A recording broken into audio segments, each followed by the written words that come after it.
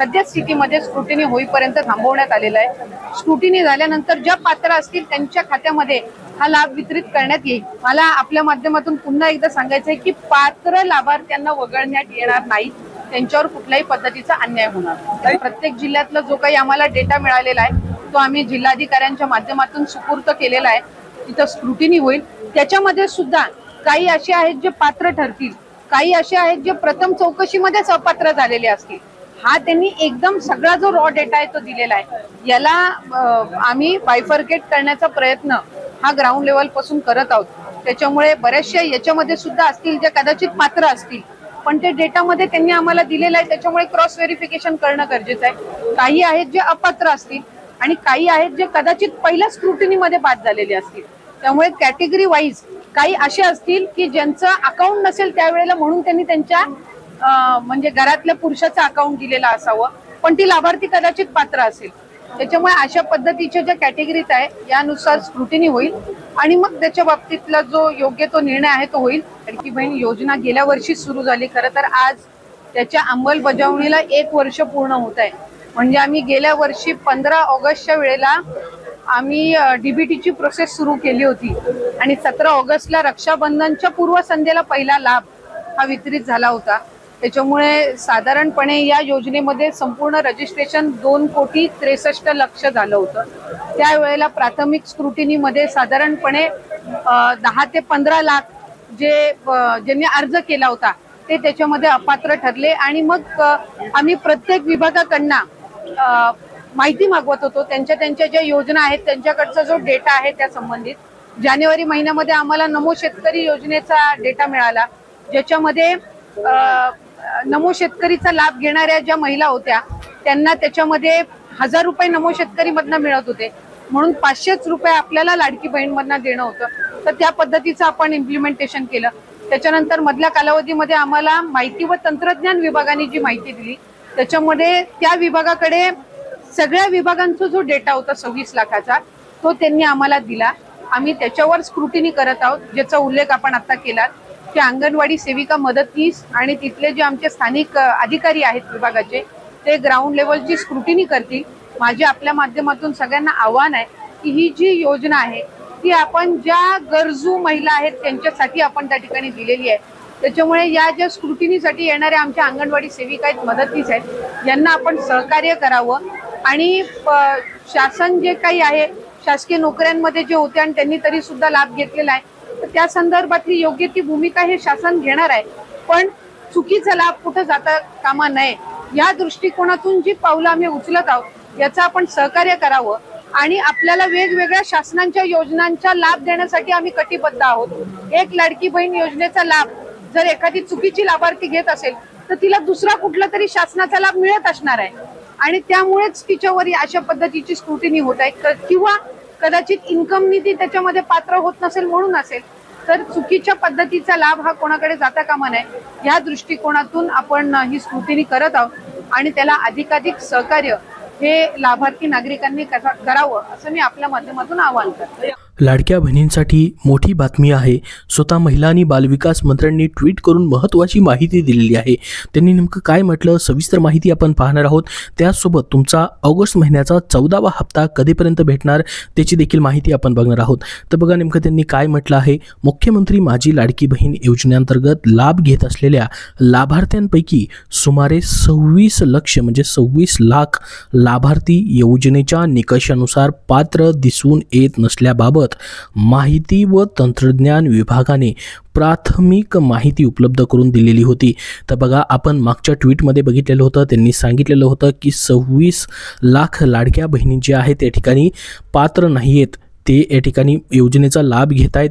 त्याबद्दलची माहिती जी आहे माहिती आणि तंत्रज्ञान विभागाने त्याची प्राथमिक माहिती दिलेली होती। म्हणजे ही जी माहिती होती ती प्राथमिक स्वरूपाची माहिती होती, याच्यावरती अजून छाननी जी आहे ती केली जाणार आहे। ती माहिती उपलब्ध करून दिली होती। त्यांनी असं सांगितलं सदर सुमारे 26 लक्ष लाभार्थी राज्यातील सर्व जिल्ह्यामधील आहेत। म्हणजे हा 26 लाखाचा जो डेटा त्यांना भेटलेला होता हा पूर्ण महाराष्ट्राचा होता, म्हणजे पूर्ण प्रत्येक जिल्ह्यामधील या ठिकाणी लाडक्या बहिणींचा हा डेटा होता। त्यानुसार आता बघा महिला व बालविकास विभागाने सदर लाभार्थ्यांची प्राथमिक माहिती संबंधित जिल्हा यंत्रणेला छाननीसाठी म्हणजेच फिजिकल व्हेरिफिकेशनसाठी तर बघा आता ही जी छाननी होणार आहे, पडताळणी होणार आहे, ती फिजिकल होणार आहे. म्हणजे प्रत्येक घरोघरी जाऊन या ठिकाणी ही छाननी आणि पडताळणी करून दिली जाणार आहे.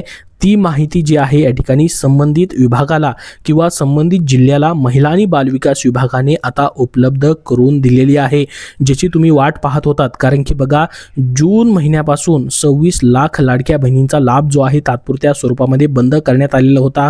आणि हा लाभ कधी सुरू केला जाईल असं म्हटलं होतं की ज्यावेळेस यांची पडताळणी होईल. आणि ह्या पडताळणीमध्ये आता हा जो डेटा होता तो प्राथमिक स्वरूपाचा होता.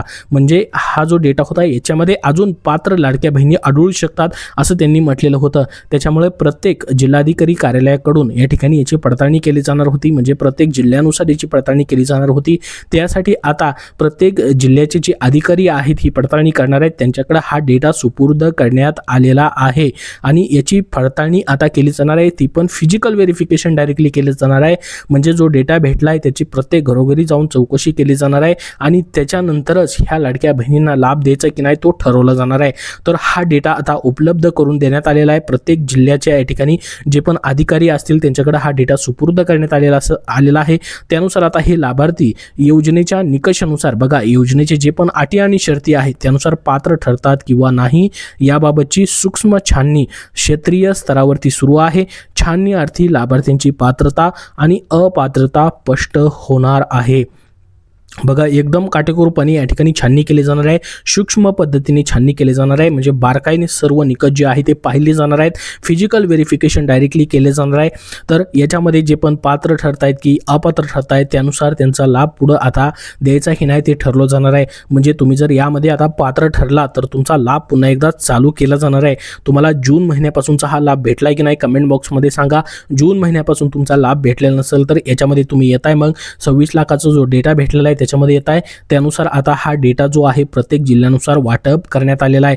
आणि छाननी अंती म्हणजे छाननी झाल्यानंतर ज्यावेळेस या ठिकाणी हे लाभार्थी अपात्र ठरतील त्याच्याबाबत मग काय करायचं नेमकं स्वतः मुख्यमंत्री उपमुख्यमंत्री या ठिकाणी योग्य ते कारवाई करतील असं त्यांनी सांगितलेलं आहे. मात्र त्यासोबत तसेच पात्र ठरणाऱ्या लाभार्थ्यांचा लाभ यापुढे देखील पूर्ववत सुरू राहणार आहे. बघा 26 लाखाचा जो डेटा आलेला आहे त्याच्यामध्ये अपात्र किंवा पात्र हे ठरवलं जाणार आहे. त्यामध्ये ज्या लाडक्या बहिणी पात्र ठरतील त्यांचा लाभ पुन्हा एकदा सुरू होईल. परंतु याच्या अगोदर जे आपण पात्र लाडक्या बहिणी आहेत म्हणजे ज्यांना जून महिन्याचा हप्ता भेटला आहे, जुलै महिन्याचा हप्ता भेटलेला आहे आणि आता ते ऑगस्ट महिन्याच्या हप्त्याची वाट पाहत आहेत त्यांचा लाभ कायमस्वरूपी चालूच राहणार आहे. पूर्ववत प्रमाणे या ठिकाणी सर्व लाडक्या बहिणीच्या पात्र आहेत त्यांचा लाभ चालूच राहील. मात्र जो डेटा भेटलेला होता 26 लाखाचा त्याची पडताळणी मात्र केली जाते. प्रत्येक जिल्ह्याला हा डेटा आता या ठिकाणी महिला आणि बालविकास विभागाकडून देण्यात आलेला आहे. त्यानुसार या ठिकाणी त्यांची छाननी जी आहे ती आता सुरू झालेली आहे. त्याच्यामुळे याच्यामध्ये जर काही लाडक्या बहिणी अजून पात्र ठरल्या तर त्यांचा पुन्हा एकदा लाभ जो आहे तो या ठिकाणी चालू ठेवला जाणार आहे. पुन्हा एकदा चालू केला जाणार आहे कारण की त्यांना तात्पुरत्या स्वरूपामध्ये त्यांचा लाभ जो आहे तो स्थगित करण्यात आलेला होता जून महिन्यापासून. मग जून महिन्याचा त्यासोबत जुलै महिन्याचा त्यांचा जो या ठिकाणी त्यांना जून महिन्यापासून पैसे भेटले नाहीत मग त्यांचा 2 महिन्याचा लाभ जो आहे या ठिकाणी जर त्या लाडक्या बहिणी पात्र ठरल्या तर त्यांचा मागचा थकीत देखील हप्ता भेटणार की नाही त्याच्याबद्दल मात्र याच्यामध्ये सांगितलेलं नाही. मात्र या ठिकाणी जर तुम्ही पात्र ठरला तर तुमचा पुन्हा एकदा लाभ जो आहे तो अजून चालू केला जाणार आहे असं मात्र सांगण्यात आलेलं आहे.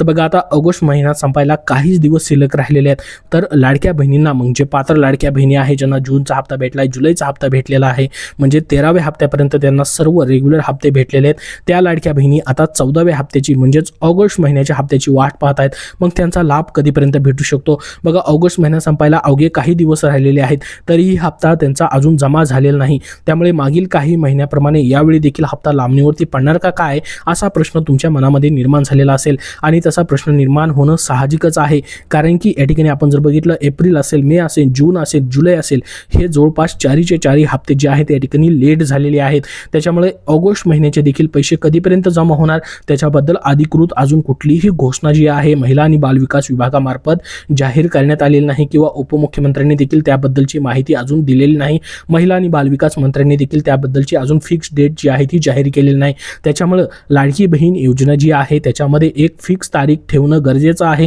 प्रत्येक महिन्याचा लाभ कुठल्या तारखेला भेटेल हे सांगणं गरजेचं आहे. त्यासाठी फिक्स तारीख एक करणं गरजेचं आहे.